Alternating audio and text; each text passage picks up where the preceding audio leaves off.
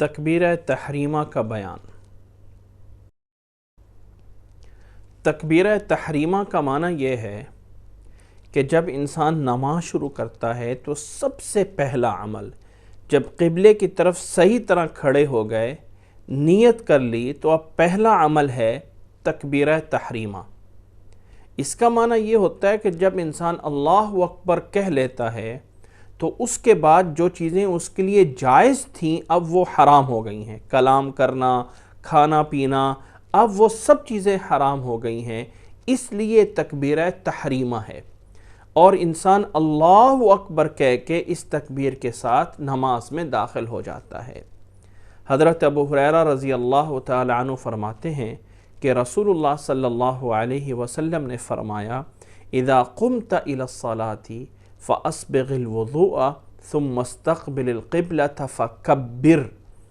متفق علیہ روایت ہے کہ جب نماز کے لیے کھڑے ہو تو اچھی طرح وضو کرو، قبلے کی طرف منہ کرو اور پھر اللہ اکبر کہو۔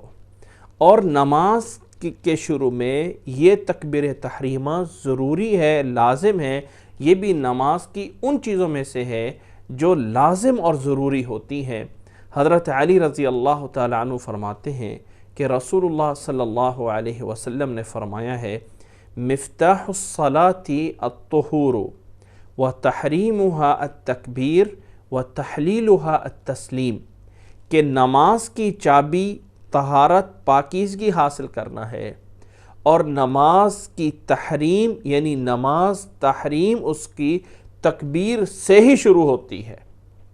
وَتَحْلِيلُهَا التسلیم، اور نماز سے انسان ختم کرتا ہے صرف سلام سے ہی۔ سلام اور تکبیر یہ دونوں نماز کا حصہ ہیں، ضروری ہیں۔ یہ نہیں ہے کہ اللہ اکبر کہنے کی بجائے انسان کچھ اور ذکر کر لے اور نماز شروع کر دے، نہیں، اللہ اکبر کہنے کا حکم ہے۔ اب اس کو عملی طور پہ اس طرح کرنا ہے کہ ان ہاتھوں کو اٹھانا ہے کانوں کے برابر یا کندھوں کے برابر۔ اللہ کے نبی صلی اللہ علیہ وسلم سے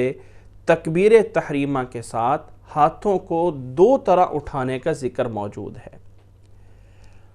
حضرت وائل ابن حجر رضی اللہ تعالیٰ عنہ فرماتے ہیں کہ انہو رأى النبی صلی اللہ علیہ وسلم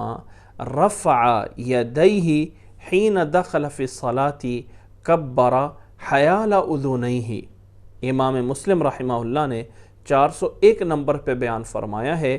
کہ اللہ کے نبی صلی اللہ علیہ وسلم جب نماز میں داخل ہوئے، اللہ اکبر کہا اور اپنے ہاتھوں کو کانوں کے برابر اٹھایا۔ کانوں کے برابر جو ہے، جیسے انسان سجدہ کرنے جاتا ہے اور کانوں کے برابر ہاتھ رکھتا ہے، تو اسی طرح کانوں کے برابر جو ہے اپنے ہاتھوں کو جو ہے وہ اٹھایا اور اللہ اکبر کہا۔ اسی طرح دوسرا طریقہ یہ ہے کہ حضرت عبداللہ بن عمر رضی اللہ تعالی عنہ فرماتے ہیں کہ کان رسول اللہ صلی اللہ علیہ وسلم اذا قام الى الصلاة رفع یدیہ حتی تکونا حذو منکبیہ ثم کبر۔ اس حدیث کو امام مسلم رحمہ اللہ نے 390 نمبر پہ بیان فرمایا ہے کہ اللہ کے نبی صلی اللہ علیہ وسلم جب نماز کے لیے کھڑے ہوتے تو اپنے دونوں ہاتھوں کو اٹھاتے یہاں تک کہ کندھوں کے برابر ہو جاتے اور پھر تکبیر کہتے۔ تو ان ہاتھوں کو کانوں کے برابر یا کندھوں کے برابر جو ہے وہ نماز میں اٹھایا جائے گا۔ اور اس میں یہ بات بھی سمجھ لیں کہ جب ہاتھوں کو اٹھانا ہے تو یہ ہاتھوں کی انگلیاں جو ہے یہ فل بند نہیں ہونی چاہیے اور نہ ہی یہ کھلی ہونی چاہیے، بلکہ اپنی حالت میں، نارمل حالت میں جو ہے بغیر اس کو ٹائٹ کیے نارمل حالت میں انگلیوں کو اٹھانا ہے۔ حضرت ابو ہریرہ رضی اللہ تعالیٰ عنہ بیان فرماتے ہیں کہ کان رسول اللہ صلی اللہ علیہ وسلم اذا دخل فی الصلاة رفع یدیہ مدا، کہ اللہ کے نبی صلی اللہ علیہ وسلم جب نماز میں داخل ہوتے تو اپنے ہاتھوں کو اٹھاتے اور انگلیوں کو لمبا کرتے، یعنی بغیر نہ ہی بند کرتے نہ ہی آپس میں جوڑتے، بس اس کو نارمل حالت میں چھوڑ دیتے۔ اس حدیث کو امام ابو داود رحمہ اللہ نے 753 نمبر پہ بیان فرمایا ہے۔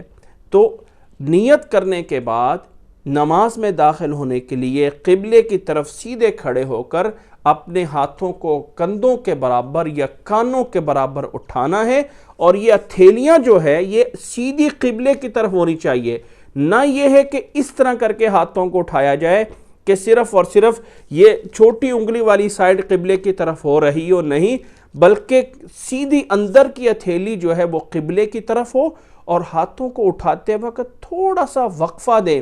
بالکل جیسے مکھیاں اڑانی ہوتی ہیں یوں ہاتھوں کو نہ کیا جائے، بلکہ تھوڑے سے لمحے کے لیے، 1-2 سیکنڈ کے لیے کندھوں کے برابر یا کانوں کے برابر رک کر اللہ اکبر کہا جائے، اور پھر ہاتھوں کو جو ہے وہ باندھا جائے گا۔ یہ ہے ہاتھوں کے اٹھانے کا طریقہ۔ ہاتھوں کے اٹھانے کے ساتھ یا تھوڑا سا پہلے یا تھوڑا سا بعد اللہ اکبر کہہ سکتے ہیں، اللہ اکبر، یا ہاتھ لا کے اللہ اکبر یا اللہ اکبر کہہ کے ہاتھ باندھنے چاہیے۔ یہ ہے اللہ کے نبی صلی اللہ علیہ وسلم کا عمل کہ اس طرح کر کے ہاتھ اٹھانے ہیں اور پھر تکبیر کہہ کے نماز میں جو ہے وہ داخل ہونا ہے۔